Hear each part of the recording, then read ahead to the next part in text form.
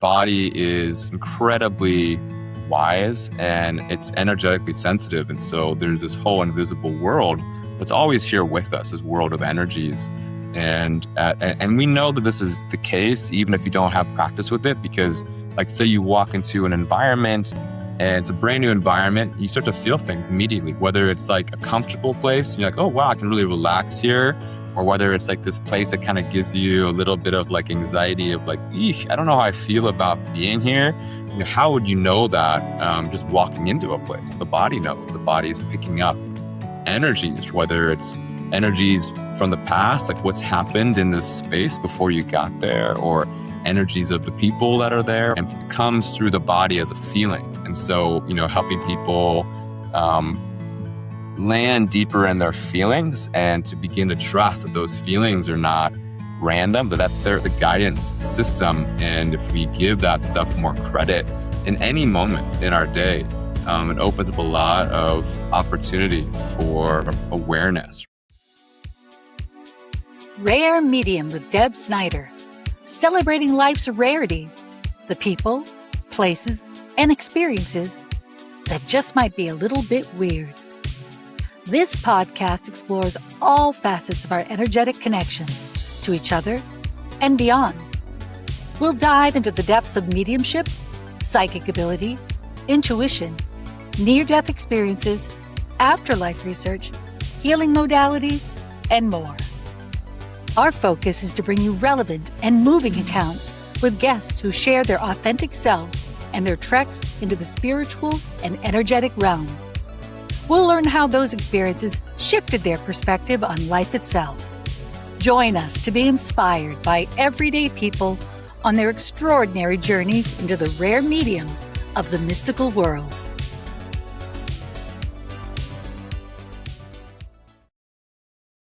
Topics discussed on Rare Medium by the host and guests are presented for informational and entertainment purposes only. It is not a substitute for professional, legal, or medical advice. Hello and welcome to Rare Medium. I am your host, Deb Snyder. I'm so excited this week to have Ben Dorfman with me. Now let me read you Ben's bio. He does a lot of cool things. Ben is an acupuncturist, life coach, energy healer with 14 years of private practice experience helping individuals unlock the wisdom of their bodies and reconnect with their true life paths. He's the author of 2 transformative books, The Highly Intelligent Body and The Book of Spiritual Awakening.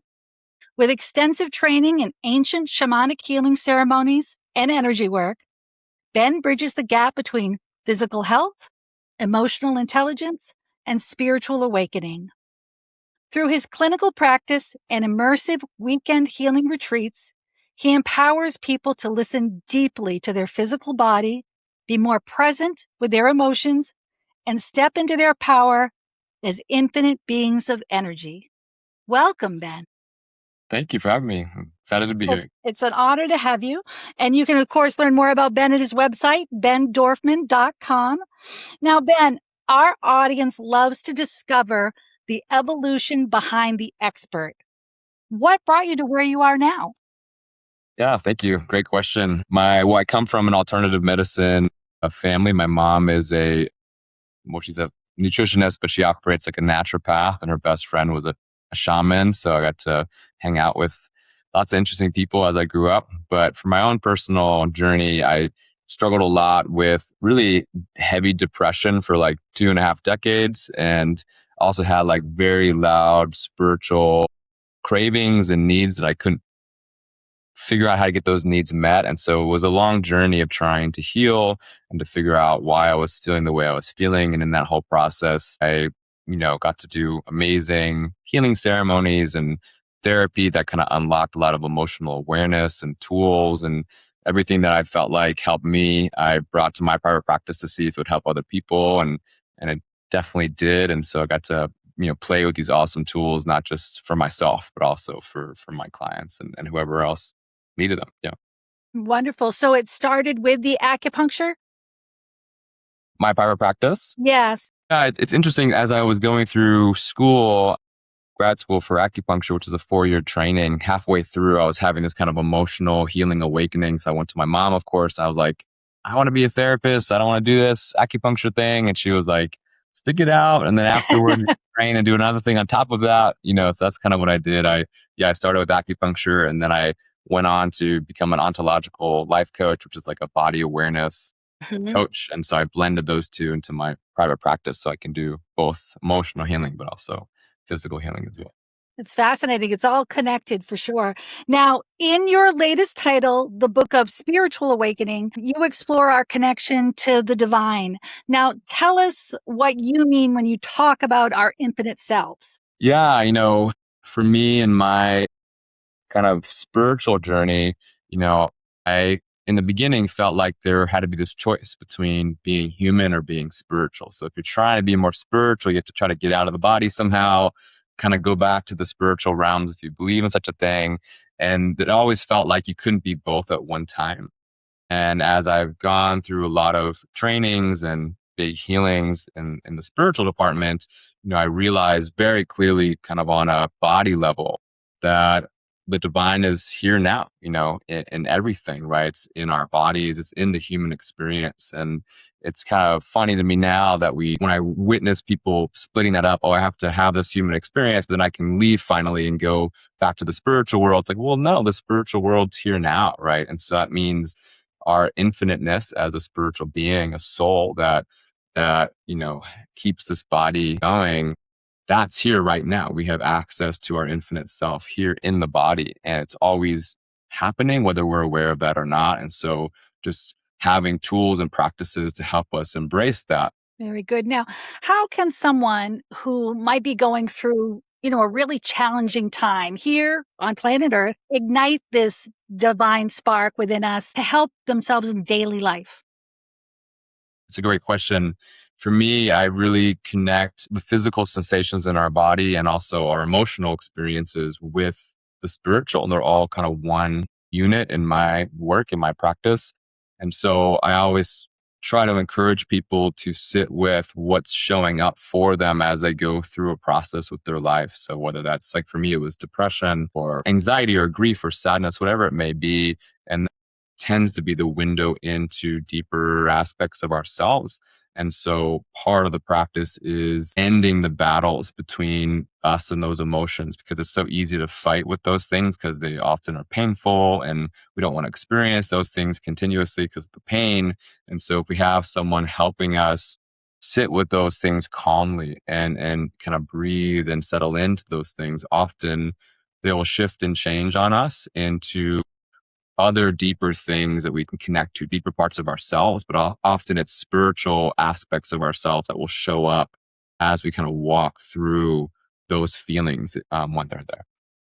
Very nice. Now, when you work with clients, how is that? Is it styled like a similar therapy session, or are there any particular activities that you? How would the most of us relate to that type of thing?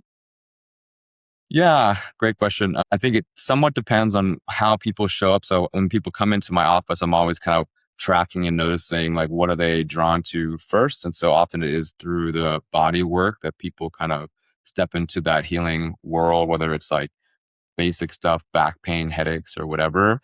But some people, are aware already that there's emotional things here for them that they need to really deal with. And so for that, like within my coaching practice, it would be a one-on-one for an hour, like a therapy session. I do it virtual or in person. And a lot of that's about both learning about who they are and what they're going through, but also beginning to help them see their emotions more clearly and how those emotions are a guide for healing and for awakening. That's kind of how the body guides us. And so it just depends on which version they show up with in the office. And that's kind of Right. where we start. Yeah. And you probably use your own intuition to tap Yeah. into that, I bet. I All the would time. imagine. My favorite topic, like all the ways our intuition is gathering information, through smells and through how people look and talk. And like, there's just information everywhere that the body tracks. Absolutely. Now, in your first book, The Highly Intelligent Body, You explore energetic sensitivities of our bodies. Now, tell us, what does it mean to listen to your body when you teach people to listen to their bodies? Yeah, like I said, it's probably one of my favorite things to talk about and teach with people. But the body is incredibly wise and it's energetically sensitive, and so there's this whole invisible world that's always here with us, this world of energies, and we know that this is the case even if you don't have practice with it, because like say you walk into an environment and it's a brand new environment, you start to feel things immediately, whether it's like a comfortable place and you're like, oh wow, I can really relax here, or whether it's like this place that kind of gives you a little bit of like anxiety of like, eesh, I don't know how I feel about being here. How would you know that just walking into a place? Well, the body knows. The body's picking up energies, right? Whether it's energies from the past, like what's happened in this space before you got there, or energies of the people that are there, right? And but it comes through the body as a feeling, right?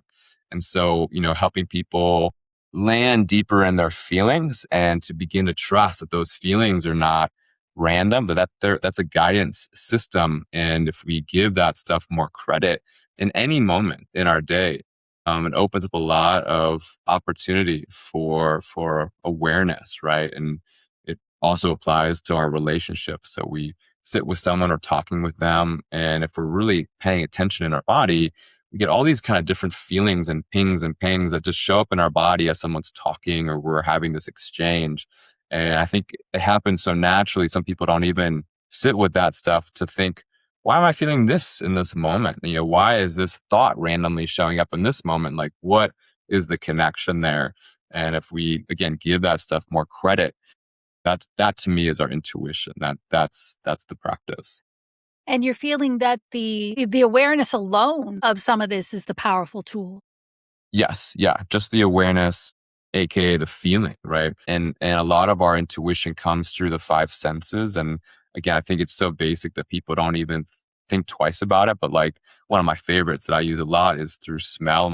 I'm very sensitive to smells, and so for certain clients, if they come in with a very particular perfume or something like that, I get hit with all these emotions and memories and things, and I try to sit with those things as I'm with them to be like, how is this information that I could use to kind of get to know them in a deeper way to help them with whatever they're going through. So it's just those five senses are powerful. Now, do you feel people give themselves permission to feel all that? Man, what a good question. No, I mean, I think people That's one energy therapist to another right there. yeah, exactly. Mhm. No, I think people have a lot of doubts. I think our Western culture does not encourage us to trust our body this much. We get taught like to dominate the body. The body is not like an ally. We should be able to control it and it should do what we want. And so that relationship then mixes this all up, right? Versus the body who's like a team player who's like, no, I have things for you. I want you to know some stuff. That's So I right. think people really doubt like what they're picking up, and or emotions get in the way, right? I mean, I think the classic stereotype is like you're lonely, you go on a date, you're hoping for connection, they're nice enough and they're handsome enough, right? And so you're just kind of like, this is good, right? But like the body is like, this is not the person we want to be with. It's like you could feel it, right? And so we override that stuff for other reasons. And so Absolutely. I find and work with people over the years, it's also a matter of whether they feel worthy. They're so used to giving credit to anyone but themselves. So it's helping people unlock that and validate their own natural feelings. It's a powerful thing. Now, you talk about that you believe body symptoms, including emotions, are never random. What do you mean by that?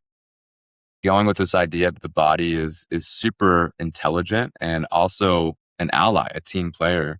The feelings that arise within us, it's always information of some kind, right? And so even the smallest little thought, we could always, and so thoughts and feelings are kind of the same, but we can sit with any random thought that shows up and ask basic curious questions. Why is this here right now? Out of all moments, why this moment, right? What is my body trying to tell me right now through this thought or feeling? And if we sit calm enough, often awareness will bubble up to the surface and we'll get guidance of some kind. And so this, I think, is cool just day to day living, but also when it comes to like a healing journey, this becomes very important because to heal, the body has very particular things that it wants you to process and become aware of. And it just shows you that stuff all the time. It just says, hey, I want you to feel this thing.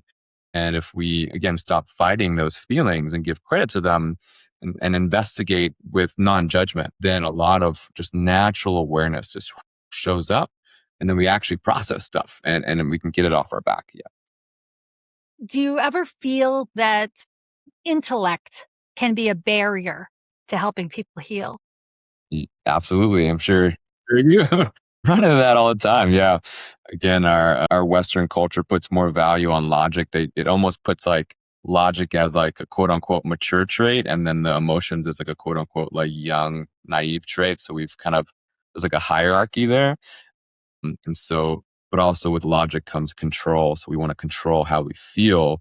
And this is where I had a lot of issues with when I went through different therapies and stuff. Some of the therapies really didn't work for me because I was suffering emotionally with depression and other things. And they were trying to teach me how to just control my mind, to control my feelings. And I tried those things out, but ultimately it just created more tension in my body. I was just battling, trying to rein in control, and it never worked anyway. I'm sure people are aware of that, even though they might be in denial of that. But like, we can't control these things. The body is so powerful, and it wants us to know stuff. So it will always find a way to get us to know, whether we want it to happen or not. So we might as well try to be friends with the body versus have it be like our arch enemy. You know. Excellent. Now, some people are more sensitive than others to energetic signals. What would be some of your best advice for people on how to navigate energies if they're extra sensitive? Great question. There's lots of different ways to play this. I mean, for me, I like basic energy barriers that we can put around ourselves. This can be very simple stuff, but to me, it's energy really moves with intention. And so if we have intention of like, I want to just surround myself with, a pillar of love and light that just filters away all energies that don't serve me. And then you kind of visualize that coming through your body before you go out to a big event or whatever. And that stuff plays a big role actually in not being impacted by energies as much. I also like to encourage people to fill their whole body up, every cell with their energy, right? So that way there's not space left for other people's energy to come into the body. You've already taken up all the room there. And so basic strategies like that can really work. And then on an emotional level, I think stuff like having boundaries, just actual boundaries, plays a huge role in energy, right? And so when we can practice saying, no, this doesn't work for me, or practice leaving a situation when you need to leave, those things really protect you actually from energies as well. Well, that's an excellent point. Or was a people pleaser Uh, early in my life, and boundaries, I wasn't comfortable or good at making very good boundaries. And as a sensitive, as a psychic medium, I paid the price over the years with my own physical health mm, and doing things that I was trying to make other people happy, sure, but to my own detriment. So sure.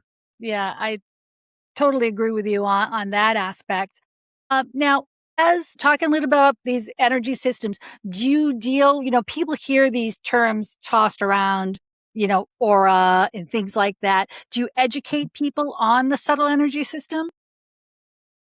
Yeah, I do. It depends on, I guess, what they're looking for or in need of kind of in their own process. But I think I tend to be kind of in the camp of like the infinite love and light camp. We're working with an infinite source of energy. And in that way, we're working with oneness, kind of the oneness network that we're all a part of. And so in that way, it can be simpler at times just because helping people wake up to their own love and light, but we're also part of this powerful, loving system, which is a good energy for us to be working with. And so that energy can be very powerful for, cleansing energies, protecting us, but also bringing awareness in ways that gets us out of our heads and just more into our hearts. So I don't know if I answered that properly, but You yeah, did. I love all the different systems that they have out there, and some people resonate with some more than others. But I know that if you get too regimented, people then, am I doing it right? And they get the exactly. opposite of where we want them Exactly. to be.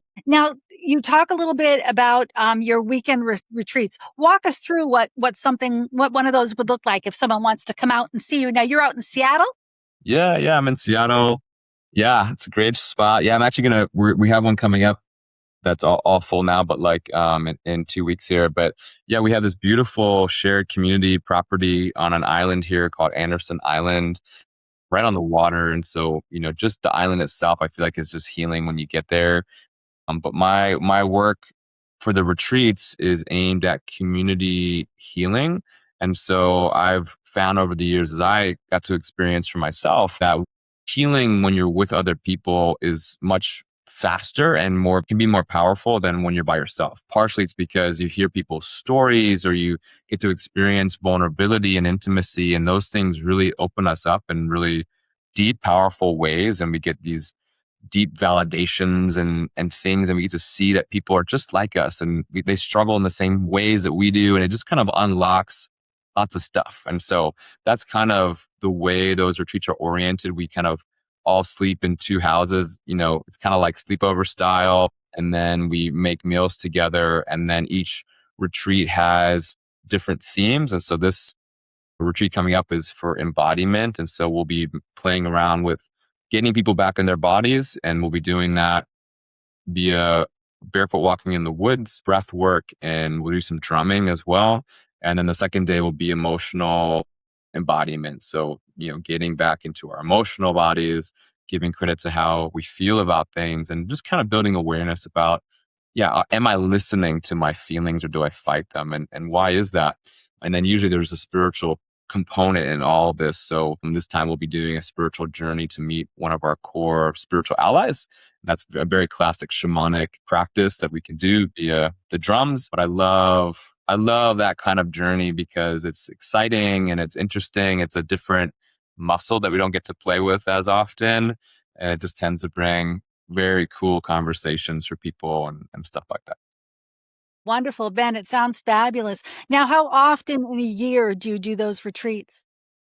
Right now, I'm putting them on twice a year, but there's always options to do maybe 4 times a year if we get more people wanting to consistently do them. And Right. so this is my third retreat. So I'm still kind of building the knowledge and the momentum of like what's working for people, what doesn't work for people. But yeah, people can always contact me to be added to the list. And then I tell people when the next one's coming. And then, people can come to Seattle if they're not here. And I don't know, it's fun stuff. Yeah, it does sound definitely right up my alley for sure. Good. So yeah, folks, so go to bendorfman.com for his schedule. Now, Ben, you're also on social networking. So we'll be sure to link up your different channels so people can follow you every day. It really is interesting. It's fun to have a show, but follow these people in the day in the life, and you get to see all the different changes and events that they do local. So it's Yeah, fun. Now, Ben, as you know, we end every episode of Rare Medium with our 10QQ, our 10 quick questions. Are you ready for your 10QQ? All right. Do you believe in the afterlife? absolutely. What was your age in the best year of your life so far? Honestly, I think I'm living my best life right now. So I'm 40 years old, getting older. Very good. 40, that's a good age. That's So right. long ago. Yeah. Who is your favorite musical artist? Right now, I like a group called Stick Figure. They're kind of like a Hawaiian reggae kind of mellow band. Yeah. Now, where would you most like to travel? Right now, we have Tahiti on our list. We're part of a Tahiti dance and drum group. So that's, Oh, that sounds like a yeah, blast. Tahiti. Beautiful. What person has inspired you the most? man. I The first one that comes to my mind is a person named Warren. He was like my very first mentor of sorts, and he was the person I had met here in Seattle when I first came and I moved here to Seattle. And he had his book group called the Present Moment Reading Book Group, where we read out loud together and discussed in the moment. And just kind of awakened me being with him and seeing his vulnerability. Yeah, That's powerful when we meet someone like that. They shift it all. totally. Now, if you could have an entirely different profession, what would it be? I always thought it'd be fun to be like a handyman, construction worker, because I've always wanted those skill sets to fix the house and to build things. And I never really learned that stuff, only through YouTube. And so I thought, although it sounds like very hard work, but that'd be cool to know. Yeah. Now, what are you grateful for? Oh, man, I'm grateful for my family and my kids and all the community that we get to experience, especially via my wife, who's a very community oriented person. And so yeah, including the island that we do the retreats at, that's a shared community space. And I just am grateful to have those connections. Fabulous. Do Yeah. you love yourself? I do love myself. Yeah. I'm grateful to be in that position, to have healed that much. Wonderful. What do you most regret? Ooh, man, what do I most regret? I think I regret at times not being fully in the moment, getting caught up in fears and anxieties and trying to prepare for the future as if I knew the future when I really didn't know the future. And I missed out, I think, on just really enjoying and having more fun and lightness and lots of different moments in the past. Now, in a word or two, what is your advice for your fellow humans? Trust your heart. Yeah.